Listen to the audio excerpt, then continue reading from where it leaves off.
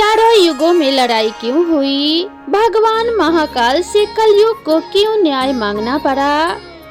चारों युगों में कैसे हुई लड़ाई? क्यों भगवान शिव को करना पड़ा न्याय? यह कहानी बहुत ही रोचक है। दोस्तों, यह कहानी है सतयुग, त्रेता, द्वापर और कलयुग, 4 युगों की। एक समय की बात है, चारों युग यानी चारों भाई एक साथ बैठे हुए थे। तब आपस में चारों में वाद विवाद होने लगता है। सतयुग, त्रेता, द्वापर और कलयुग चारों एक साथ बैठे हुए विवादों में उलझने लगे। सबसे पहले सतयुग कहने लगा कि अरे मूर्खो, तुम सब मुझसे छोटे हो, तुम मेरी बराबरी कैसे करने लगे? जब त्रेता युग ने यह बात सुनी तो कहने लगा कि तुम सबसे बड़े कैसे हो सकते हो? तुम सब में सबसे बड़ा तो मैं हूँ, मैं ही सर्वश्रेष्ठ हूँ, तुम मुझसे सर्वश्रेष्ठ नहीं हो सकते। तब तक द्वापर युग बोल उठा कि तुम सर्वश्रेष्ठ कैसे हो सकते हो? तुम सभी में श्रेष्ठ तो मैं ही हूँ, तुम्हारे श्रेष्ठ होने का तो प्रश्न ही नहीं उठता। तब तक कलयुग कहने लगा कि तुम तीनों श्रेष्ठ बन रहे हो, परंतु हकीकत तो जानते ही नहीं, वास्तविकता में श्रेष्ठ तो मैं ही हूँ। इस तरह से चारों युग आपस में झगड़ने लगे। तब चारों युगों ने फैसला किया कि हम आपस में फैसला नहीं कर सकते कि हम सब में सबसे बड़ा कौन है और कौन सर्वश्रेष्ठ है। इसका फैसला तो भगवान भोलेनाथ ही करेंगे। चलिए हम चारों वहां चलते हैं। भगवान भोलेनाथ तो आदि और अनंत हैं। चलिए उन्हीं के पास कैलाश पर चलते हैं। वही हमें बताएंगे कि हम सब में बड़ा कौन है और कौन सबसे छोटा है। इसका निर्णय स्वयं भगवान शंकर करेंगे। इसका निर्णय हम नहीं कर सकते। चारों युगों ने मिलकर योजना बनाई कि चलिए कैलाश पर चलते हैं। चारों युग कैलाश पर्वत पर चले जाते हैं। जब वह कैलाश पर्वत पर पहुंचते हैं तो द्वारपाल उन्हें रोक लेते हैं। द्वारपाल कहते हैं कि तुम चारों कौन हो और कहां जा रहे हो? तो चारों युग कहने लगे कि हे द्वारपाल, हम भगवान शिव से मिलना चाहते हैं, उन्हें हमारे आने की सूचना दीजिए। स्वयं नंदीश्वर महाराज भगवान शिव के पास आए और भगवान शिव से कहने लगे कि हे प्रभु, हे कैलाशपति, आपसे चारों युग मिलना चाहते हैं। भगवान शिव कहते हैं कि उन्हें सम्मान सहित हमारे समक्ष ले आओ। भगवान नंदीश्वर चारों युगों को लेकर भगवान शिव के पास पहुंच जाते हैं। भगवान शिव ने चारों को सम्मान सहित अपने दरबार में बैठाया। चारों लोग भगवान शिव को प्रणाम करते हैं। तब भगवान शिव ने चारों युगों से कहा कि आप सभी का हमारे दरबार में हमारे कैलाश पर स्वागत है।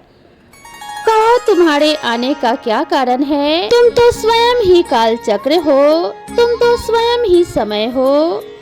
फिर ऐसा क्या कारण है कि तुम्हें हमारे पास आना पड़ा?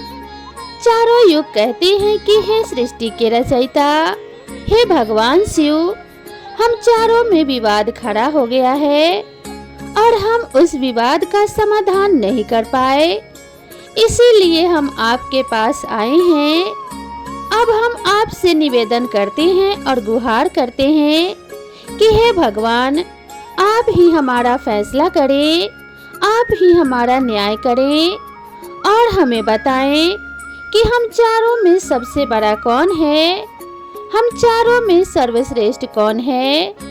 भगवान शिव कहते हैं, इसका फैसला तो तब होगा जब आप चारों अपना अपना फैसला सुनाएंगे।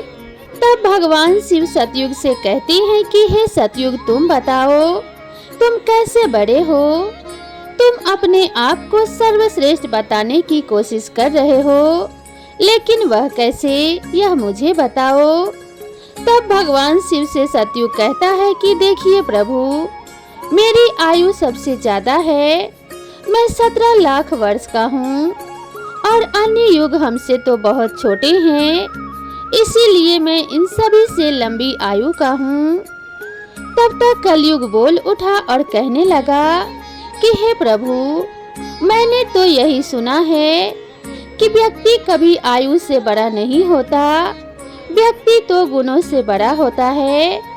भगवान शिव ने कलयुग की दलील को माना और सतयुग से कहा कि सतयुग तुम इस तरह से तो बड़े नहीं हो सकते।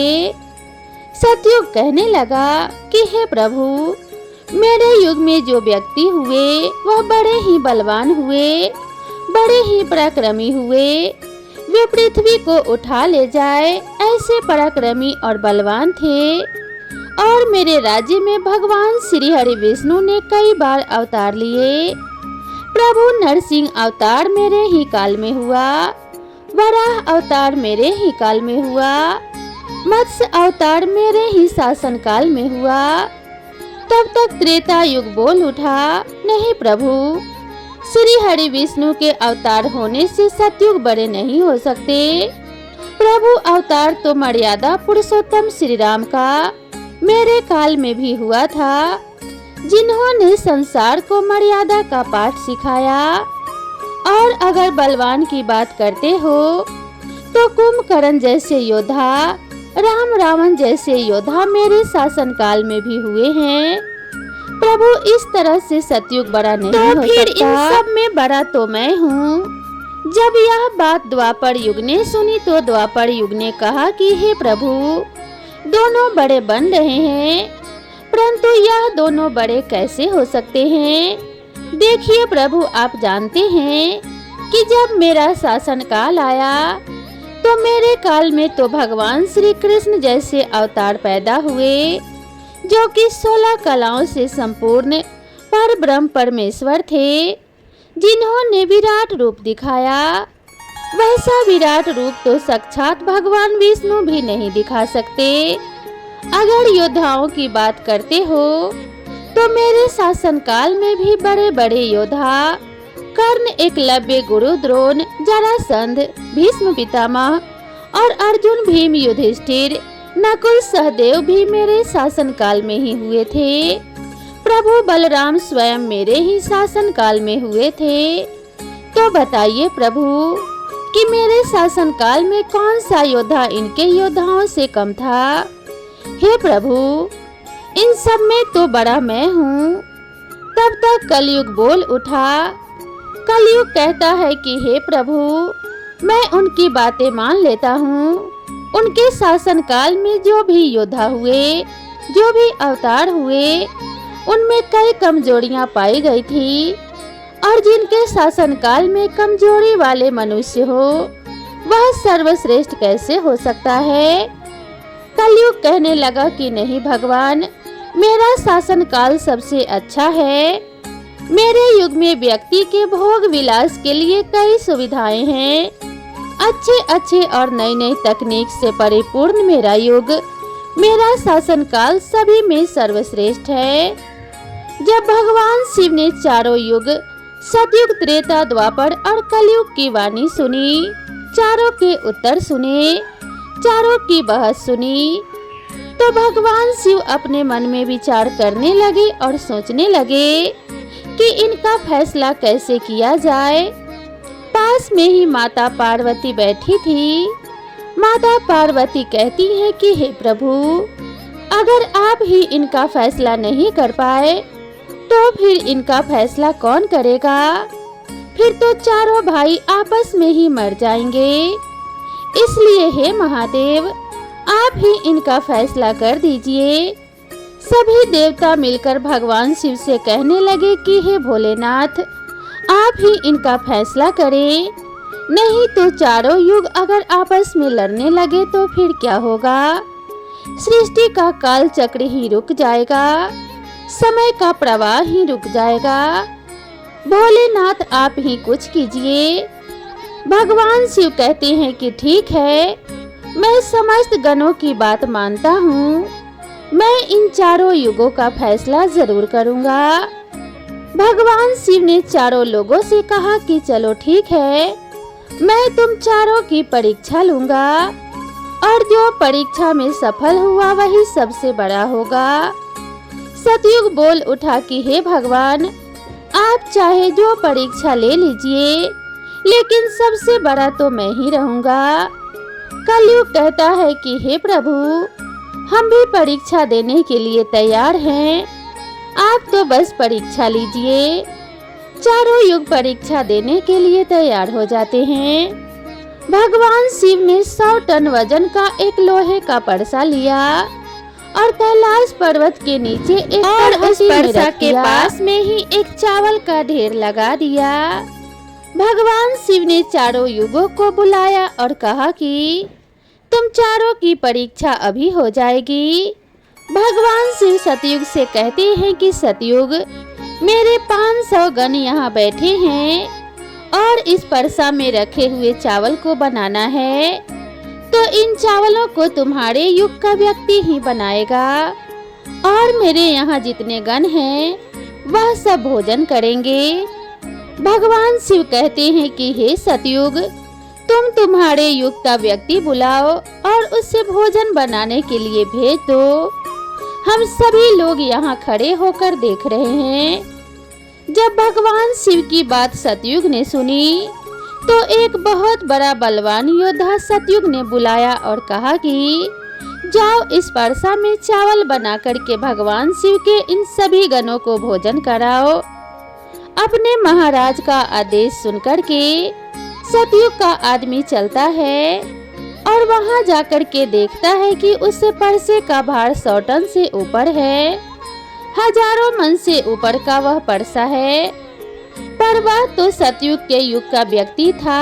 वह बड़ा ही बलवान था। उसने एक बहुत बड़ी भट्टी खोदी। भट्टी खोदने के बाद पेड़ों को तोड़ करके ले आया और उसने अग्नि जलाई। अग्नि जलाने के बाद परसे को एक हाथ से उठाया और उठा करके भट्टी के ऊपर रख दिया और चावल उठाया और परसा में डाल दिया, पानी डाल दिया और चावल बना दिया। जब बहुत विशाल परसा में चावल बन गया, उस व्यक्ति ने जो सतयुग का था समस्त गणों को बैठाया और पत्तल दिया और चावलों से भोजन करा दिया। अपना कार्य पूरा करके वह अपने मालिक सतयुग के पास आया और कहने लगा कि हे प्रभु, अब मैं जा रहा हूँ, अब मेरा काम हो गया है। भगवान विष्णु और अन्य लोग यह सब देख रहे थे। फिर भगवान शिव त्रेता युग से कहते हैं कि हे त्रेता, तुम अपने युग के व्यक्ति को भेजो और यह परसा जो रखा हुआ है इसे मैं अपनी माया से हटा देता हूँ और इसी के समान दूसरा परसा बना देता हूँ। अब तुम अपने युग के व्यक्ति से इस चावल को बनवाओ और मेरे 500 गणों को भोजन करवाओ। तो त्रेता युग ने कहा कि ठीक है प्रभु, जैसी आपकी आज्ञा।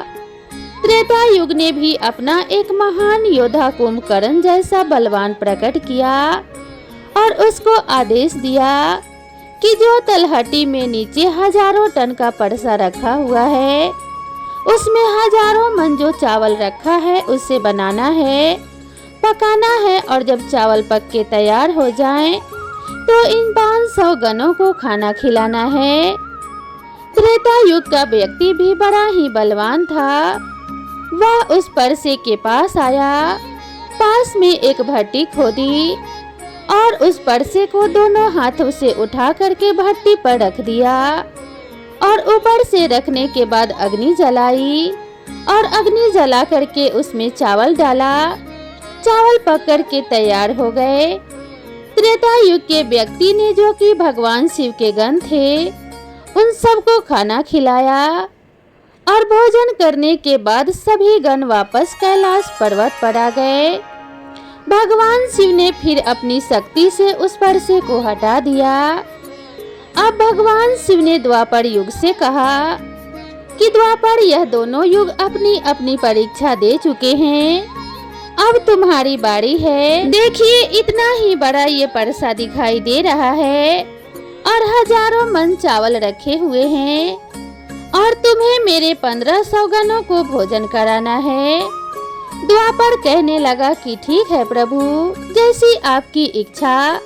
मैं पूरा प्रयत्न करूंगा कि मेरे युग का जो व्यक्ति है आपके सभी गणों को खाना खिला सके।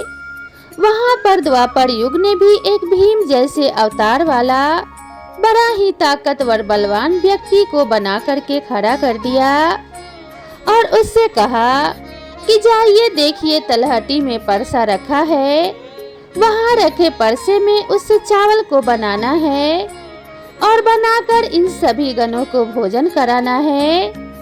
वह व्यक्ति कहता है कि ठीक है प्रभु, जैसी आपकी आज्ञा। द्वापर युग का व्यक्ति भी चला जाता है। वह देखता है कि परसा आकार में बड़ा है, उठाने में ताकत लगानी पड़ेगी।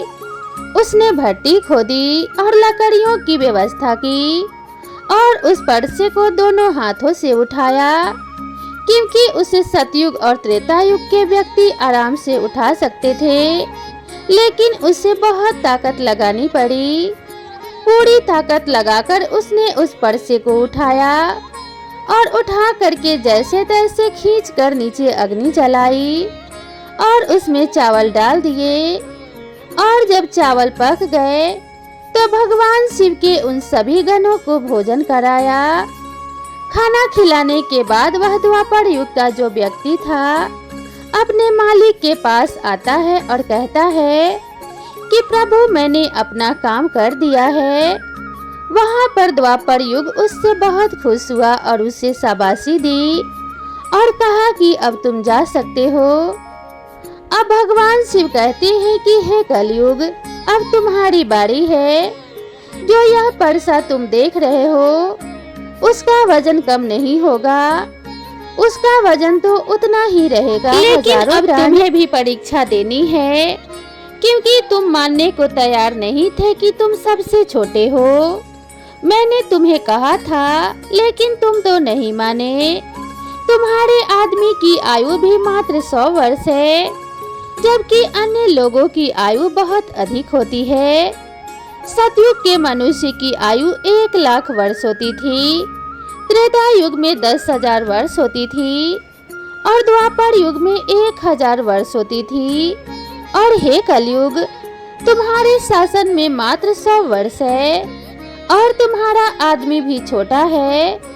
जब भगवान शिव की बातें कलयुग ने सुनी तो कलयुग कहता है कि प्रभु ठीक है, मैं आपकी बात मानता हूँ, लेकिन पहले ही आप मुझे इस तरीके से हताश मत कीजिए। प्रभु, आप तो एक न्याय करते हैं, सबको मौका दिया जा रहा है। हम भी परीक्षा देकर देखेंगे। यदि हमसे नहीं हो पाया तब हम यह जानकर ही मानेंगे कि आखिर हम में कितनी ताकत है। भगवान शिव कहते हैं कि ठीक है, तुम अपना आदमी बुला लो। फिर भगवान शिव कहते हैं कि यह जो परसा देख रहे हो 1000 टन का है और वहाँ पर जो चावल रखे हुए हैं वह हजारों किलो हैं। तुम्हारा व्यक्ति क्या करेगा? तब कलयुग कहता है कि ठीक है प्रभु, आप मेरा तमाशा तो देखिए। तीनों युग हंसने लगे। भगवान शिव भी उसकी बातों को सुनकर अचंभित थे। भगवान शिव सो रहे थे कि क्या कलयुग का व्यक्ति भी इतने हजारों किलो टन के परसे को उठा पाएगा। कलयुग ने बड़े ही बुद्धिमान व्यक्ति को पैदा किया। बड़ा ही तीव्र व्यक्ति था, बहुत ज्यादा सोचने वाला व्यक्ति था। सभी गुणों से संपन्न व्यक्ति को कलयुग ने पैदा किया और पैदा करके व्यक्ति से कहा कि बेटे, तुम्हें अपनी शक्ति दिखानी है, परीक्षा का समय है। यदि तुम इसमें असफल हो गए तो मैं सबसे छोटा हो जाऊंगा। वह व्यक्ति अपने महाराज से कहता है कि महाराज, आप इस एक परसा की बात करते हैं, ऐसे हजारों परसा हमारे सामने हो तो भी परेशानी की कोई बात नहीं है। जब उस व्यक्ति की बात को तीनों युगों ने सुना तो वह हंसने लगे और कह रहे थे कि छोटा सा व्यक्ति जिसकी लंबाई मात्र 3 हाथ है, यह क्या करेगा, जबकि हमारे युगों के मनुष्यों की लंबाई तो बहुत हुआ करती थी। यह बात बिल्कुल सच है। सतयुग के लोगों की लंबाई 21 हाथ और त्रेता युग के व्यक्ति की लंबाई 14 हाथ और द्वापर युग के व्यक्ति की लंबाई 7 हाथ थी और कलयुग के व्यक्ति की लंबाई लगभग 3 हाथ ही होती है। तीनों युग बड़ी जोर जोर से हंस रहे थे। कलयुग कहता है कि आप बस देखते रहिए, मैंने अपने लड़के को भेज दिया है। कलयुग का आदेश पाकर के वह कलयुग का तीव्र बुद्धि वाला व्यक्ति उस तलहटी में आया। तलहटी में आकर उसने देखा कि परसे का वजन तो बड़ा ही विशाल है, मैं इसे उठा तो नहीं पाऊंगा। तो उस व्यक्ति ने दिमाग लगाया और उस परसे के नीचे मिट्टी खोदना शुरू कर दिया। परसा तो उसने हिलाया भी नहीं। उसके नीचे भट्टी खोद कर तैयार कर दी। लकड़ियों की व्यवस्था करने में उसे थोड़ा सा भी समय नहीं लगा, क्योंकि लकड़ियां वहां रखी हुई थी। उसने उन लकड़ियों को उठा लिया और उस भट्टी में आग जला दी। परसे में चावल डाला, पानी डाला और बस कुछ ही समय में चावल पक के तैयार हो गए। वह कलयुग का व्यक्ति कितना दिमाग वाला था, उसने कुछ भी नहीं किया। परसे के नीचे भट्टी खोदी और उसमें आग जला दी।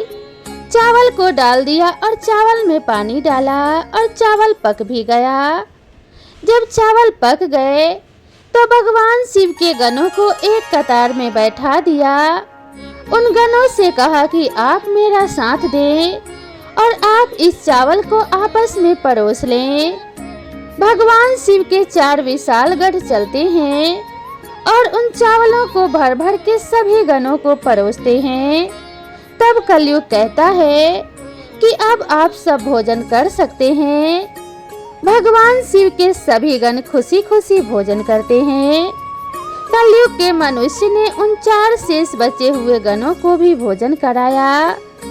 भोजन करने के बाद उस परसे को साफ किया और परसा वहीं छोड़ दिया और उसका काम पूरा हो गया।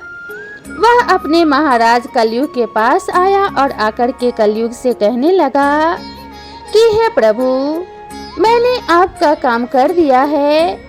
कलयुग बहुत खुश था और कहने लगा, शाबाश, आपने मेरी लाज रख ली, आपने मेरी परीक्षा पास कर ली। भगवान शिव और तीनों युग देखकर अचंभित रह गए। कलयुग कहने लगा कि हे भगवान शिव, अब आप ही निर्णय कीजिए कि हम में से बड़ा कौन है। भगवान शिव मन में विचार करने लगे और सोच करके जवाब दिया। भगवान शिव कहते हैं कि मैंने तुम चारों की परीक्षा देखी। जब सतयुग का व्यक्ति आया तो उसने अपनी ताकत लगाई और ताकत लगाकर परसे को उठाकर अग्नि पर रख दिया। मेरे सभी गणों को चावल परोसा। जब त्रेता युग की बारी आई तो उस व्यक्ति ने भी बिल्कुल ऐसा ही किया। परसे को उठाया, भट्टी पर रखा, उसमें चावल डाला, पानी डाला और उसे पकाया और सबको खिलाया। और इसी तरीके से द्वापर युग के व्यक्ति ने भी किया। परंतु आपने देखा कि मात्र 3 हाथ का व्यक्ति, इसकी बुद्धि तो देखिए, कितना विशाल परसा था, शायद उसे हिला भी नहीं सकता था। उसने उस परसे में चावल बना लिया।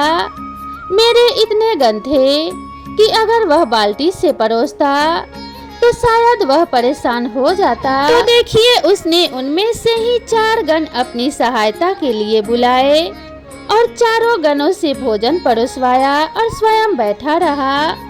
यह तो बड़ा ही बुद्धिमान व्यक्ति हुआ, यह तो बड़ा ही बुद्धिमान युग हुआ। भगवान शिव कहते हैं कि कलयुग ही बुद्धिमान व्यक्तियों का युग होगा। इसमें मशीनों का आविष्कार होगा, बड़े बड़े दिमागधारी होंगे। भगवान शिव कहते हैं कि तुम सब युग जैसा शासन करते आए हो, ठीक है, तुम्हारे युग में मनुष्य धार्मिक हो, लेकिन तुम्हारे युग के व्यक्तियों में बुद्धि का अभाव था। उन्होंने कभी अपनी बुद्धि का उपयोग नहीं किया, नहीं तो कुंभकर्ण, रावण, इनके जैसे महान योद्धा जिनको मारने के लिए स्वयं भगवान को अवतार लेकर आना पड़ा। और वह इतना मूर्ख थे, यह नहीं जान सके कि यह भगवान है, यह सृष्टि के रचनाकार हैं, और उनसे युद्ध किया तो सभी के सभी मारे गए। कलयुग के व्यक्ति को देखो आप, वह कितना बुद्धिमान है, और आगे आने वालों युगों में कलयुग के राज में वैसे ही बुद्धिमान व्यक्ति देखने को मिलेंगे। तो भगवान शिव ने फैसला किया कि तुम चारों में सबसे बड़ा कलयुग होगा। कलयुग मशीनों का युग होगा। कली का नाम है मशीन और युग माने समय। कलयुग मशीनों का समय होगा।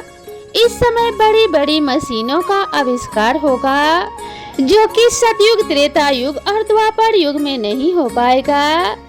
भगवान शिव की बातें सुनकर वह चारों युग भगवान शिव की बात मान लेते हैं, और चारों युग अपने अपने धर्मों को और अपने अपने राज्यों को लौट जाते हैं।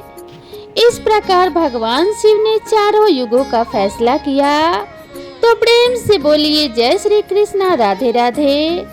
दोस्तों, आप सभी को ये कहानी कैसी लगी कृपया कमेंट करके जरूर बताएं। वीडियो पसंद आई हो तो वीडियो को एक लाइक जरूर करें, और इसी तरह की नई नई कहानियों के लिए मेरे चैनल को सब्सक्राइब करना ना भूलें। तो दोस्तों, मिलते हैं इसी तरह की अगली कहानी के साथ। तब तक के लिए नमस्कार।